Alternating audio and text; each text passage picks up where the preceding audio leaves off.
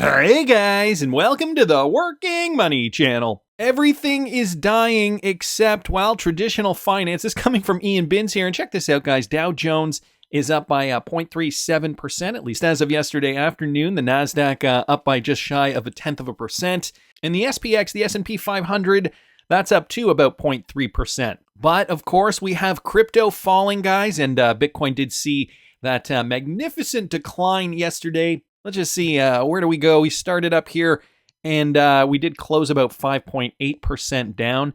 Now we're up a little bit, so we're only down about 5.1%. Nevertheless, it's interesting to see how these markets are, no longer trading together. Back a few years ago, we were noticing that Bitcoin was following the rest of the traditional markets, and now we're seeing a bit of an inverse relationship. So is this something we should be paying attention to? Let's just take a look at Bitcoin here on the hourly. You guys can see what looks to be forming an inverted head and shoulders pattern. So this, usually means we're going to move to the upside. However, are we going to get back up to these highs? That's another question. So the trend could move higher. Who knows, though, if we are going to, still get up above these highs that we saw for Bitcoin back last week. I have a feeling even if we still do go higher, we're not going to make new highs. And in fact, we are going to see lower lows. Let's not forget, guys, we still have some time before that Bitcoin halving event. I think the market does need a cooling down phase. And trust me, it'll be good for the long term. This is XRP here on the hourly. And you guys can see XRP forming that same inverted head and shoulders pattern. Of course, XRP, same with other coins, just following the market at this moment in time. XRP right now trading at about 61.9, so just shy of 62 cents. I guess I should check out what the Bitcoin price is today. As of the time of this recording, we're seeing Bitcoin at 41.6, so quite a decline here. Are we seeing an inverse relationship now? Something that I noticed, and Ian Binns noticed as well, Warren Buffett is selling $28.7 billion in stocks, and that's ringing alarm bells over the economy. So this is the latest here. According to the company's earnings, the Nebraska-based firm of the legendary investor and billionaire known as the Oracle of Omaha sold a net $10.4 billion in stock in the first quarter of the year, and in the second quarter of the year, it sold close to $13 billion of shares and bought less than $5 billion. So Warren Buffett is, it's looking as though he's betting that the market is going to go down. In the third quarter, he sold about $5.3 billion worth of stock, as Buffett is considered one of the greatest investors of all time, as well as one of America's richest men. His moves are closely observed and analyzed. So interesting to note, where other markets are going. And as you guys can see, we actually did, this is the S&P 500 on the hourly. Let me throw that on the daily. You guys can see we did get up above this high here that we were testing way back in July, way back in the summer. So this was the high before we did see that market come back down, right? And now we did get up above that high, but really what we're eyeing here, getting up above that January 2022 high or December 2021, whatever you want to call it, that was the all-time high of the S&P 500. Let's take a quick look at the DJI. Something similar here for the DJI, getting up above this level here, but ultimately that all-time high that we saw back in early 2022, late 2021, that is the all-time high that would signify a new high for this market. Yet what we're seeing is Warren Buffett saying, no, I'm selling, I am getting out. Back to some crypto news, though. We might also be seeing this sell-off because of the outrage over Warren's anti-crypto bill. And 5 more senators have actually signed on to this. So Senator Elizabeth Warren announced an expanded coalition of Senate support this week for the bipartisan bill to mitigate illicit finance risks posed by cryptocurrencies. Hogwash, I tell you. 5 additional senators have signed on to the bill, including 3 members of the Senate Banking, Housing, and Urban Affairs Committee. So Senators Raphael Warnock, LaFonza Butler, and Chris Van Haller of Maryland, Senators John Hickenlooper and Ben Ray Lujan. They also joined the Digital Asset Anti-Money Laundering Act seeks to bring the crypto ecosystem into greater compliance with anti-money laundering framework governing the traditional financial system. So clearly, this is an attempt to rein in cryptocurrency and to probably regulate the heck out of stablecoins so that, crypto investors like you and I are going to have a more difficult time. Part of it, too, is paying taxes. The IRS, really wants to make sure that all you good little boys and girls are paying your crypto taxes. So, I'm not really surprised about this. The silver lining, though, and I got to say, there is a silver lining to this. Michael Branch bringing this up. Do not panic because only 11 of Elizabeth Warren's 330 bills have ever passed. So maybe something here that we should be celebrating. Support for Digital Asset Money Laundering Act is growing in Congress, but most bills sponsored by legislators never become law. So let's hope. I got my fingers crossed. U.S. Senator Elizabeth Warren's crypto anti-money laundering bill has been causing a massive stir in the crypto industry. Some have pointed out that the senator's bills have track records of not going anywhere. According to data from the bill tracking platform GovTrack, Warren has introduced 330 bills during her 11 years as senator. 10 were eventually folded into other bills, and only one relatively obscure bill has ever been enacted. So that is good news for us. Not for her track record, obviously. This was a national POA or POWMIA flag act. So it gives you some information about what that was. Very few bills are ever enacted. This is a quote, guys. Most legislators sponsor only a handful that are signed into law. Most of the time, members of Congress take action such as putting up legislative amendments and working on committees, which go largely unnoticed by the public. So, positive news here. This is a bit of a push and pull. I mean, Congress on both sides of the aisle, they want to make, I think, the more level-headed Congress people, they want crypto to thrive in the U.S. because they realize the United States is a hub for innovation, not just technological innovation, but for innovation globally. So, the people in Congress, they want, I think, the ones who are level-headed want to have their cake and eat it too. They want to, still have crypto thrive well, maintaining a regulatory framework so that, U.S. institutional investors can invest in cryptocurrency without having to worry that, their investments are not deemed legal in the country. So, this bill seems, a bit strict. I'm sure there are going to be nuances that, we eventually see that I think are going to help, make more sense of, these bills, not just steamroll ahead and say, okay, illegal, right? There's going to be a very nuanced approach, but, luckily only 11 of Elizabeth Warren's bills have passed. So I wanted to thank Michael for posting that. It's not stopping the rest of the world, though. 250 investment institutions conducted by Ernst & Young. So that was the surveyed institution. 60% indicated they allocated more than 1% of their portfolio to digital assets and or related products. This coming from Cypress Domenicor here. Over 2/3 of respondents, okay, so 69% said they plan to increase their holdings in the next 2 to 3 years. More investment institutions are turning to digital assets, guys. And so there are many different reasons for this. Portfolio diversification, of course. Now if we're seeing, the Dow Jones, NASDAQ, and the S&P move up, we're seeing crypto go down, as we were noticing with Bitcoin. I mean, it's not necessarily that this is an inverse indicator quite yet. I think it's too early to say that that is the case 100%, but portfolio diversification, especially in these uncertain times, this is going to be important for institutional grade traders. So they say portfolio diversification and as enhanced institutional grade infrastructure and clearer regulation make market fundamentals more attractive to a larger breed of investors. After a bout of market volatility in 2022, asset prices have recovered in 2023, and the crypto market is now valued at $1.45 trillion US. In a survey of over 250 investment institutions conducted by Ernst & Young, 60% of respondents indicated they allocate more than 1%. So 1% is not a lot. More than 1% of their portfolio to digital assets and or related products. Over 2/3 of respondents, though, 69%, said they plan to increase their holdings in the next 2 to 3 years. So I guess they're wondering or hoping that, they're going to see more meaningful regulation. Because again, guys, these are institutions. They want to see more meaningful regulation so that they can invest in a more meaningful capacity. And some of their index holdings, guys, include Bitcoin, Ethereum, XRP as the top 3, followed by Cardano's 88, Tron, Matic Link, Atom, MakerCoin, and Aave. So interesting to note these statistics here. Wanted to thank Cypress Domenicor here for posting that. Also notice this, courtesy of ISO 20022, the 11th biggest asset manager, okay, Van Eck, they just gave their predictions for 2024, their crypto predictions specifically. So they say here, step into the realm of speculation with us as we embark on a whimsical journey into the future of crypto in 2024. Obviously, these guys probably are savvy enough to realize that we are in the midst of a crypto bull run in an ever-evolving landscape of digital assets where imagination is not just a luxury but a necessary locomotive for investors.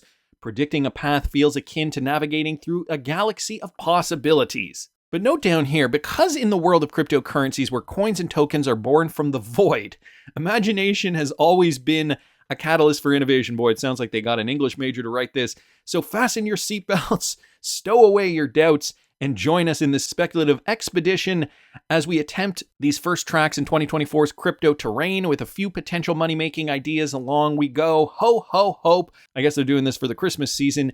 So number one, U.S. recession arrival and debut of a spot Bitcoin ETF. Guys, a spot Bitcoin ETF is going to get the price either pump or dump. I think at the beginning we could see, that FOMO pump. Retail hears about it. There's a FOMO pump, but eventually the price does go back down because of massive sell-offs.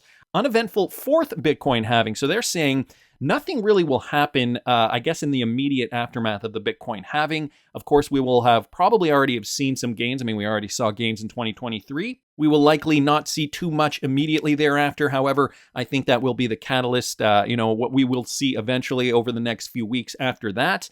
The price of Bitcoin really start pumping higher. Bitcoin's all-time high in Q4 of 2024. So they're calling it a Bitcoin high in Q4 of 2024. I just wanted to talk a little bit about that for a second here. A new Bitcoin high, guys, is going to mean that we're going to see other coins rally as well. And so I'm curious to why they're thinking Q4 of 2024. Just wanted to check this out for a second here. The date range on this, anywhere between, because we kind of saw two Bitcoin highs here. I know technically the November 2021 Bitcoin high was higher, but Bitcoin kind of did a double top here, which we've never seen before. This took about 1,200 days, and this took about 1,400 days. If we do see something similar, Q4, where would that bring us? Q4. That would bring us, guys, only in about 1,000 days, anywhere between 1,000 and 1,200-ish days. 1,200-ish days if we take it from that second high, if we take it from the first high. Yeah, so anywhere between, okay, so they're saying about 1,000-ish days to 14. That's actually kind of right on the money. So maybe Q4 2024. Also, Ethereum's market position behind Bitcoin in 2024. So they're thinking, well, they just mentioned Ethereum's market position. They don't say anything about it. Dominance of ETH layer 2. So some technicals about Ethereum. NFT activity peaked to new highs. Binance relinquishes the top spot in trading, or in spot trading rather. Stablecoin market cap hits record high with USDC market share recovery. Right now, it's Tether that's in the number one spot for stablecoin activity, but I could see, with regulation, I could see that change. Decentralized exchanges attain record spot trading market share. Bitcoin yield opportunities driven by remittances and smart contract platforms. Emergence of a leading blockchain game. Solana outperforms Ethereum with resurging DeFi TVL. Meaningful adoption for DePIN networks. Corporate crypto holdings boosted by new account standards. And DeFi's reconciliation with KYC regulations. So some interesting observations here by Van Eck. Wanted to thank ISO 20022. Let's do it. Because this crypto market, guys, I think we're going to be surprised. I think because we're not, we're navigating into waters that are very, very different than what we've, navigated in the past. Solana price, guys, as you know, part of my legacy portfolio, and happy I did stay with Solana during the SBF fiasco. I'm going to be posting my targets, guys, at patreon.com/workingmoneychannel for Solana, my XRP, my Bitcoin, and all my other legacy cryptocurrencies. So if you want to know where my mind is at with regards to exiting this market, because I feel like I did not cash out enough during the bull run of 2021. And if you guys feel the same, I mean, you can join me. It is only $5 a month. You can find me at patreon.com/workingmoneychannel. Interesting that they note Solana here. Might be another great opportunity here, especially if it does surpass Ethereum. Could you imagine? And there's also going to be, just my opinion, some big movers and shakers, guys, like VChain. One of those cryptos, very special cryptocurrency for me. It is in my legacy portfolio at patreon.com, but also in the $10,000 plus portfolio. I thought it was such a great coin and good for demonstration, so I thought I would put it in the $10,000 plus portfolio. There's about 15 different coins there. Some have retraced, and some of my patrons have even said, wow, since I joined your Patreon, I'm up already on a lot of these picks. But guys, we have retraced, and VChain is one of those coins that is that double-edged sword. Colin Brown bringing this to our attention. Exciting updates for VChain Tech. So just highlighting some of these in this report here. VChain Tech Update Series, the December edition. Not going to go through this full thing because it is quite lengthy, but it just kind of gives you guys some more updates with regards to the VChain blockchain. So VWorld app, store update, VWorld easy integration for builders. So fiat on-ramps also on Ledger Live. They've also updated that for the Ledger wallet. Vorge, Web3 as a service, breaking barriers to Web3, marketplace as a service. We've got account abstraction, token-bound accounts. So a lot here, guys, being developed on the VChain network, the VChain software development kit, the new VChain dApp kit, among other things too. So I will link this in the description if you guys are interested in reading some of the details there. Wanted to thank Colin Brown for posting that. Going back to the market now for a second though, ISO 20022, let's do it. Posting this, okay, December 2023. The Great Wealth Transfer and Cryptocurrencies. Guys, this was put out by Galaxy Research, and, they're talking about this great wealth transfer here. Distribution of U.S. household wealth by generation. And as you guys can see, as the boomers are aging, we're going to see that wealth transfer move closer to Gen X and millennials, albeit not by much. But they are suggesting that, we are going to see this shift, this transformation coming down the pike. In these coming years, this coming decade is going to be really interesting, and I think cryptocurrency is, it's definitely going to play a large role in this. So this great wealth transfer, this is something that the powers that be do not want us to benefit from. Baby boomers were allowed to make a lot of money, and, for them to pass it on to their kids, it just kind of puts a wrench in the plans of the powers that be, those who run the world, the 0.001%, I want to say. And this new financial transformation, guys, this is going to play a large role in this. I wanted to thank ISO 20022 for posting that. Also happened to see this from Wheezy at Nerd Nation Unboxed. So this new transformation and, the underlying technology, we're all seeing these glitches on different exchanges. Well, here's another one, not nearly as impressive, but XRP apparently did glitch again to 90 cents on Bittrex. And Bittrex apparently is shutting down. The XRP price on Bittrex has skyrocketed to a high of 90 cents amid a price glitch on the crypto exchange triggered by its decision to shut down all trading activities. So they're attributing it to the fact that Bittrex is shutting down.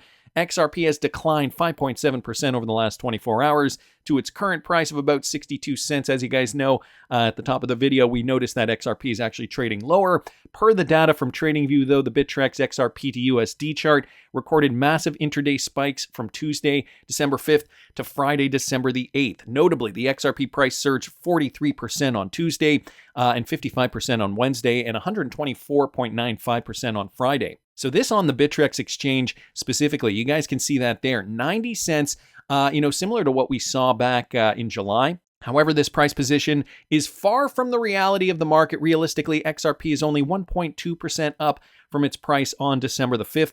The digital asset is also facing massive declines like the rest of the crypto market. The recent spike on Bittrex is a glitch attributed to the exchange's decision to wind down operations. So it sounds as though that is confirmed, okay? All these other XRP glitches, though, we still have yet to get an explanation for the $9,300, whatever it was, or the, $317,000 XRP glitch. Why, guys? Why do we only see XRP glitching? We don't see any of these other cryptos glitching. So the Crypto Basic reported last month that Bittrex Global has disclosed plans to suspend all trading activity, probably because, they're realizing they cannot, they cannot cut it in terms of the regulation that we're seeing now for a lot of these crypto exchanges, the hoops, the hurdles that these guys have to go through now to be regulatory compliant. I mean, even the biggest cryptocurrency exchange on the face of the planet, Binance, is, suffering, has to pull out of markets. And even Van Eck down here was saying, Binance is going to relinquish its top position in spot trading. So, we're going to see a very different landscape, guys. And I bet you we're going to be very surprised which coins end up pumping the highest and which coins end up staying relatively flat. It's going to be an interesting time. I'm not going to say it's not. Anyway, thanks to Wheezy for posting that. Another XRP glitch. Yesterday, we did talk a little bit about this new Netflix movie too, Leave the World Behind. Now, guys, I found some more info here. This one, courtesy of Merlin Digital Asset Invest on Twitter. The nasty new Netflix atrocity, Leave the World Behind, is one massive black magic spell produced by Barack and Michelle Obama and loaded with so much demoralizing dark occultism. I was more focused on the predictive programming, but, some people here noticing some other things in this movie. And I mean, considering Hollywood is producing it, are you really surprised? The American Age of Apocalypse, I dare say it's a must-see for all the wrong reasons. Of course, it contains the usual sly 666 reference that all Hollywood cinematic spells must conjure nowadays to pay tribute and boast to those with eyes to see, but the biggest, slickest laugh comes from the recently deceased Matthew Perry's ex-girlfriend Julia Roberts, starring in this demanding thing. This very damn thing where the Friends theme song, I'll Be There For You, is inverted into the darkest, sickest, most perverse joke of all time. Now, guys, I did not realize that. I also noticed, too, that Matthew Perry's death, I saw this actually on a TikTok last night, completely unrelated. I don't have a tab up here for this, but I saw it on TikTok, and apparently Matthew Perry's death on October the 28th was the exact same day as ex-girlfriend Julia Roberts' birthday. Things that make you go, Some were saying that, there was a sacrifice involved here. I don't know, guys. This is just getting weirder and weirder. Merlin Digital Invest says, it's a work of evil, a fin de siècle extravaganza. It's abattoir circling, astonishing how blatant these monsters are making their era-ending bamboozle known. So far successfully betting on the muggles, normies, sheep, useless eaters, being so far gone in the brainwashed obliviousness that it has become a tragic character trait. Say your prayers for those who are evil to lose. Now, I've noticed some other things here, okay? Some weird coincidences considering we were talking about this video just yesterday. I will link it up here, guys, because it is about the end of the world. Pre-predictive programming and a massive cyber attack, guys. This one from Chuck Calesto. This just happened yesterday, only a few days after that film was released on Netflix. China initiates massive cyber attack on United States infrastructure. No, I'm not making this up. Post reveals hackers affiliated with China's People's Liberation Army have infiltrated critical services here in the U.S. Alexandra Hoff joins us now from our nation's capital. Alex, this is not good. No, it's not. I mean, this infiltration appears to be part of a broader effort to insert chaos into our logistical systems. The information collected could then be weaponized if the U.S. and China were to become engaged directly in the Pacific. According to reporting from the Washington Post citing multiple U.S. and industry security officials, China's cyber army is invading critical U.S. services, like an attempt to break into the system behind Texas's independent power grid. Other victims include a water utility in Hawaii, a West Coast port, and at least one oil and gas pipeline, according to that report you're seeing there.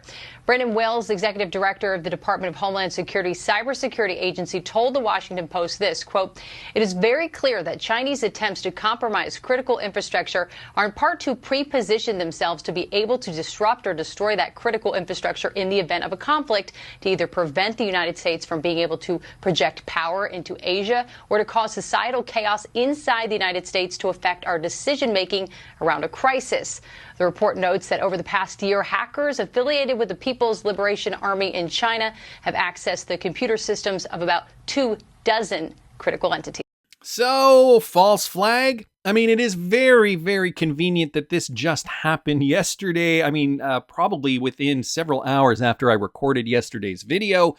So, things that make you go, for sure. Not only that, Fojack posted this, okay? The fact that Mr. Poole has been mentioning this, the cyber pandemic. Twitter was rife with buzz, but Mr. Poole here has been posting on numerous occasions about this. This one was from 2022. We also have this one here from Mr. Poole, another one from 2022. Hackers involved in a takedown, possibly. And now we have China's cyber army invading critical U.S. services like power grids, water utilities, etc., etc. Here are some more courtesy of Kang Space on Twitter. Mr. Poole, another one from April 2022.